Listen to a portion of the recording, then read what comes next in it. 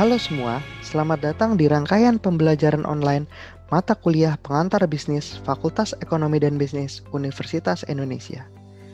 Oh iya, pembelajaran ini terbuka untuk diakses oleh semua kalangan ya. Seperti biasa, konten dan pembelajaran pada hari ini menggunakan referensi utama dari buku Understanding Business karya Nichols et al. Pada kesempatan kali ini, kita akan membahas secara singkat mengenai bab 2 pada buku tersebut yang berjudul Understanding Economics and How It Affects Business.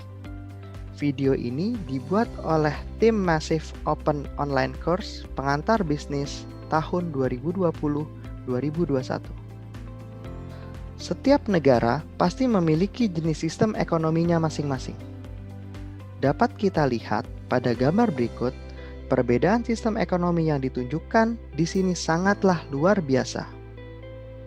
Bisnis berkembang pesat di Korea Selatan seperti yang ditunjukkan pada foto di sebelah kanan, akan tetapi di Korea Utara sebagai sebuah negara komunis, bisnis tidak berkembang dengan pesat seperti yang ditunjukkan pada gambar sebelah kiri. Menurut Anda, apa yang menyebabkan perbedaan dramatis dalam perekonomian kedua negara yang bertetangga tersebut? Pada pembelajaran kali ini, kita akan memusatkan pembahasan kita pada 4 jenis sistem ekonomi yang berlaku di dunia. Sistem ekonomi yang diterapkan pada suatu negara sangatlah krusial dan dapat memberikan dampak yang sangat besar terhadap perkembangan sebuah negara, terutama dalam bidang perekonomian dan bagaimana bisnis di negara tersebut akan beroperasi.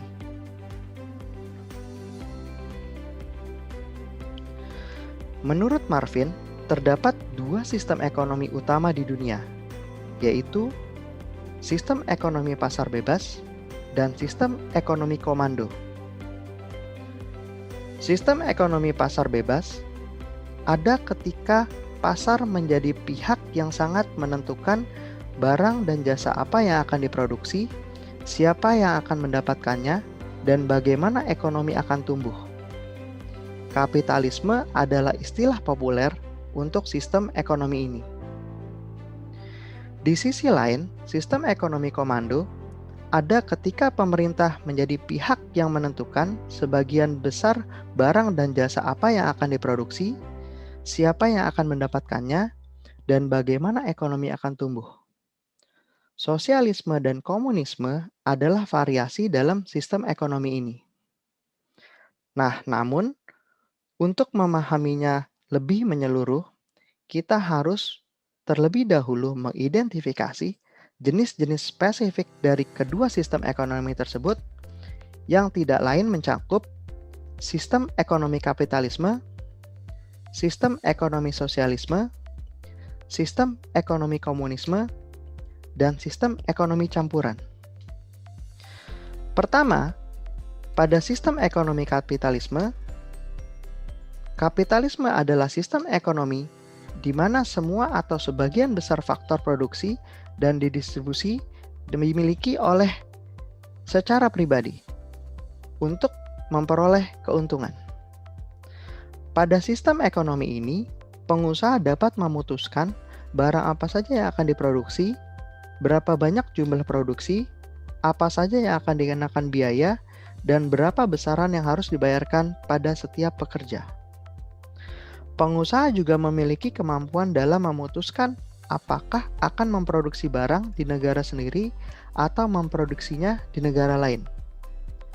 Sistem ekonomi ini diyakini telah menyebabkan penciptaan kekayaan di sebagian besar negara di dunia. Amerika Serikat, Kanada, Australia, dan sebagian besar negara industri lainnya merupakan beberapa negara yang menerapkan sistem kapitalisme.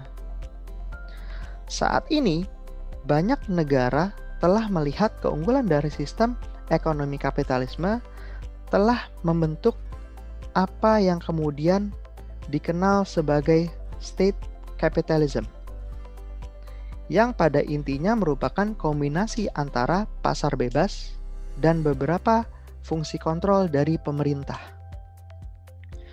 Tiongkok adalah salah satu contoh negara yang menerapkan sistem ekonomi tersebut.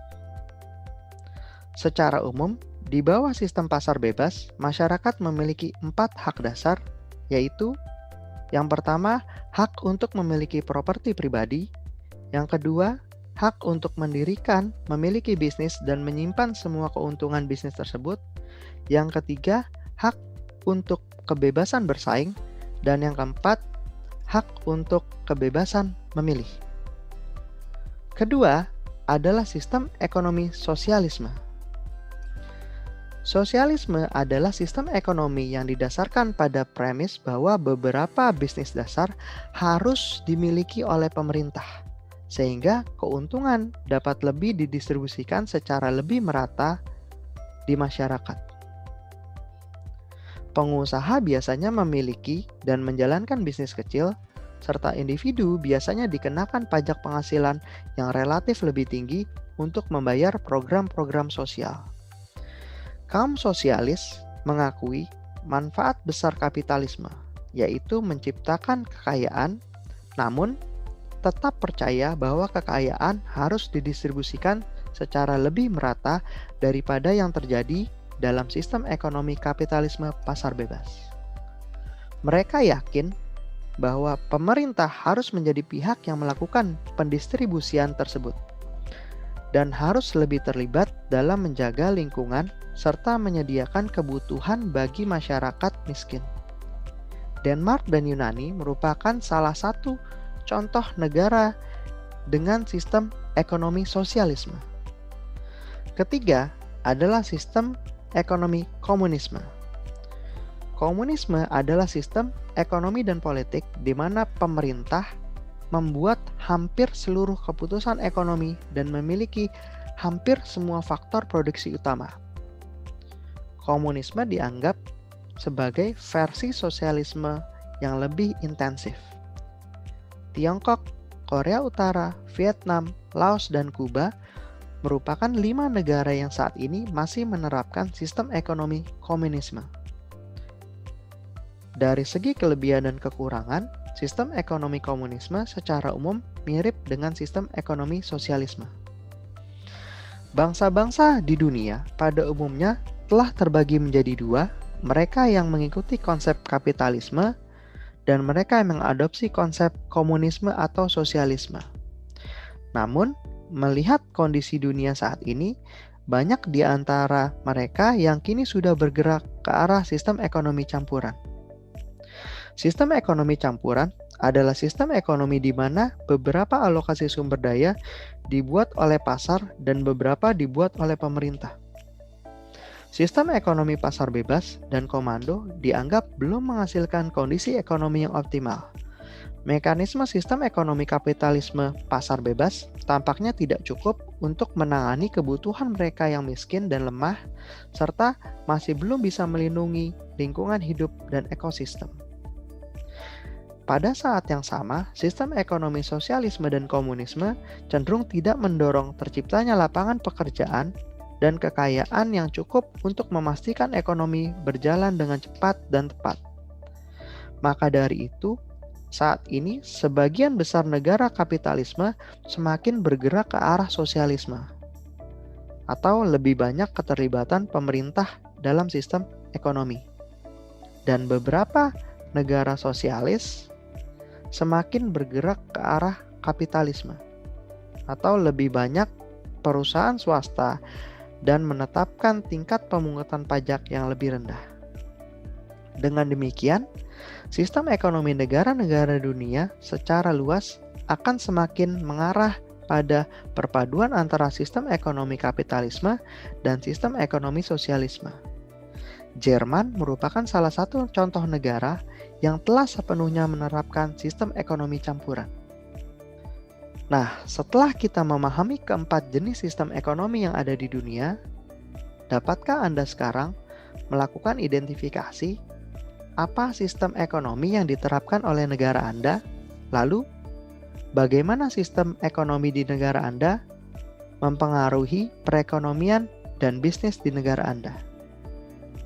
Sekian penjelasan pada topik kali ini. Semoga kalian semua sekarang dapat lebih mengerti perbedaan sistem ekonomi yang ada di dunia dan apa implikasinya terhadap ekonomi dan masyarakat di negara tersebut, terutama bagi mereka yang ingin berusaha dan mendirikan bisnis. Jangan lupa untuk menuliskan pertanyaan ataupun komentar Anda di kolom diskusi.